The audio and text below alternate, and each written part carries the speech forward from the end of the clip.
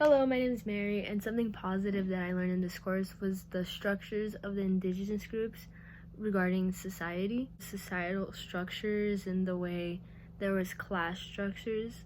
It made me realize how much that is still influenced today in our society. That it's something in a way positive because it's amazing to see how much we could hold on to history and bring with us for onto the future. Documents that I read during this course was Hernan Cortez describing the structure and the marketplace of Tenochtitlan.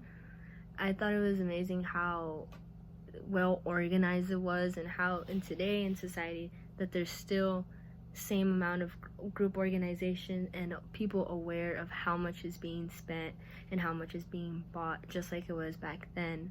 The marketplace ran back then. I still think that it's a little bit more different now. Well, a lot more different, because it's more than just the way food is produced or what is being sold. It's also including like the stock market in New York, and also like the amount of money the government spends on the cities and how much is spent within the cities going funding towards education or the police department.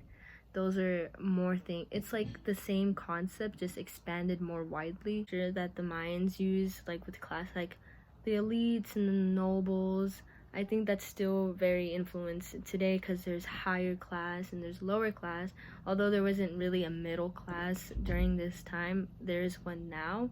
But as we see now, it's also not really as prominent. We could see the same amount of structure compared to the Mayan times, where the way that the higher class would be able to treat people and the way lower class, like how much they were able to do themselves. Today in society, we see that the higher class, as well as like back then in the Mayans, they have a lot more privileges than those who suffer like towards the middle class or go towards the lower class, because the people in the lower and middle class have to deal with a lot more labor and it's more difficult to achieve certain things that someone in a higher class would be able to achieve more likely, because they're already in the higher position. In Joyce Marcus's Mesoamerica Elites, it brings up the topic about social mobility and how back then it was very difficult for one to jump up social classes. And I think that that's something that is still prominent today, that I found very interesting to learn about. It's amazing how structures from back then are still used today in multiple different cultures. Like, this is a completely different culture compared to how things were back then, but yet we still all gravitate towards like an origin point. We learn that those that disobey or cause issues that are in the lower class were used as like stairways for those in higher class during the Mayan era. And I think that incarceration is a form of those sort of punishments, but just more personal based and compared to then, to help the higher class. And then now it's just for them to pay like for things they do. But then it was more of like you repay and you serve those who are higher than you.